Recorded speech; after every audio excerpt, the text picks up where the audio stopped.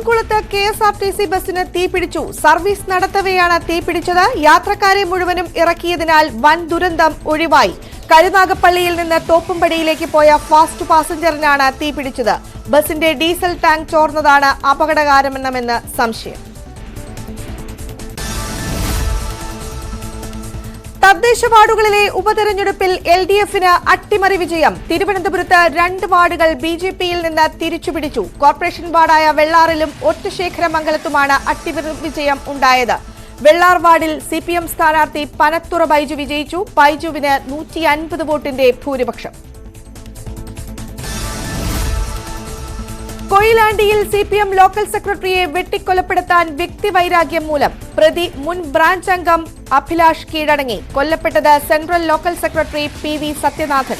ആക്രമണം പെരുവട്ടൂർ ക്ഷേത്രോത്സവത്തിനിടെ. കൊയിലാണ്ടി ലോക്കൽ സെക്രട്ടറിയുടെ കൊലപാതകത്തിൽ പ്രതിയാണെന്ന് കരുതുന്നയാൾ പിടിയിലായിട്ടുണ്ടെന്ന് CPM ജില്ലാ സെക്രട്ടറി P മോഹനൻ. വ്യക്തിപരമായ കടുത്ത വിരോധത്തിന്റെ അടിസ്ഥാനത്തിലാണ് കൊലപാതകം നടത്തിയതെന്നാണ് മനസ്സിലാക്കുന്നത്. പോലീസ് സമഗ്രമായ അന്വേഷണം നടത്തുന്നുണ്ട്.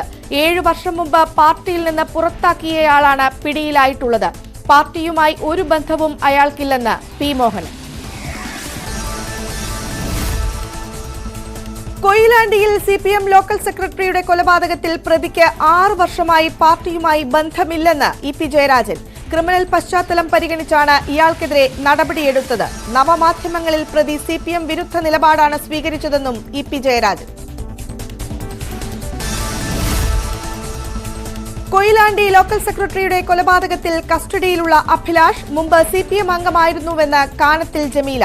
മദ്യപാനം ഉൾപ്പെടെയുള്ള സ്വഭാവദൂഷ്യമുള്ളതിനാൽ പാർട്ടിയിൽ നിന്ന് പുറത്താക്കി. മദ്യപിച്ച് വാഹനമോടിച്ചതിന്റെ പേരിൽ CPM നേതൃത്വത്തിലുള്ള പാലിയേറ്റീവ് കെയറിന്റെ ഡ്രൈവർ സ്ഥാനത്തു നിന്നും മാറ്റിയിരുന്നു.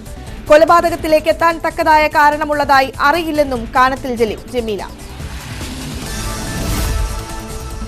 BJP പദയാത്ര ഗാനവിവാദത്തിൽ പ്രതികരിച്ച് BJP സംസ്ഥാന പ്രസിഡന്റ് K സുരേന്ദ്രൻ. പ്രാദേശിക ഘടകം ഉപയോഗിച്ച 2014 പാട്ടിലെ ഒരു വരി പൊക്കിപ്പിടിച്ച് വിവാദത്തിന് തിരികൊളുത്തി. BJP സംസ്ഥാന IT സെൽ പുറത്താക്കിയതല്ല എന്നറിഞ്ഞിട്ടും വിവാദം തുടരുന്നതിന്റെ ദുരുദ്ദേശം മനസ്സിലാകുന്നുണ്ടെന്നും K സുരേന്ദ്രൻ. ലോക്സഭാ തെരഞ്ഞെടുപ്പിനുള്ള UDF സീറ്റ് വിഭജനം ഈ മാസം 25-ന് മുമ്പ് പൂർത്തിയാക്കുമെന്ന് VD സതീശൻ. അതിനുശേഷം വളരെ വേഗം സ്ഥാനാർത്ഥി നിർണയം നടത്തും. LDFന്റെ സ്ഥാനാർത്ഥികൾ ആരൊക്കെയാണെന്ന് അറിയാനാണ് കാത്തിരിക്കുന്നതെന്നും സതീശൻ. കോൺഗ്രസിനെ അധിക്ഷേപിച്ച് എളമരം കരീം MP.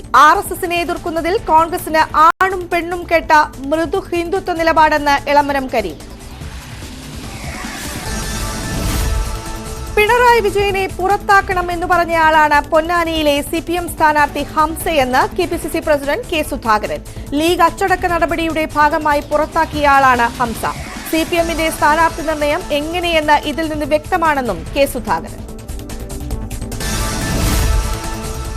ലോക്സഭാ തെരഞ്ഞെടുപ്പിൽ തിരുവനന്തപുരത്തെ സ്ഥാനാർത്ഥിയെ നിർദ്ദേശിക്കാൻ CPIയുടെ ജില്ലാ എക്സിക്യൂട്ടീവും കൌൺസിലും ചേരുന്നു. തിരുവനന്തപുരത്ത് പന്ന്യൻ രവീന്ദ്രനെയാകും ജില്ലാ നേതൃത്വം നിർദ്ദേശിക്കുക.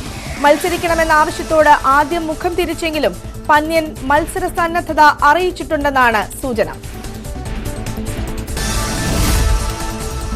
NDA ചെയർമാൻ K സുരേന്ദ്രൻ നയിക്കുന്ന കേരള പദയാത്ര മലപ്പുറം ലോക്സഭാ മണ്ഡലത്തിൽ. ഉദ്ഘാടനം മുൻ കേന്ദ്രമന്ത്രി മുഖ്താർ അബ്ബാസ് നഖ്വി നിർവഹിക്കും. വൈകിട്ട് 3-ന് നടക്കുന്ന ഉദ്ഘാടന സമ്മേളനത്തിൽ NDA കേന്ദ്ര സംസ്ഥാന ജില്ലാ നേതാക്കൾ പങ്കെടുക്കും.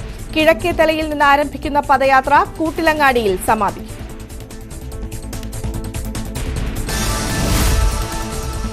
കേരളത്തിലെ തിയേറ്ററുകളിൽ ഇന്നു മുതൽ മലയാള സിനിമകൾ റിലീസ് ചെയ്യില്ലെന്ന നിലപാടിൽ ഉറച്ച് തിയേറ്റർ ഉടമകളുടെ സംഘടനയായ ഫിയോക്ക്.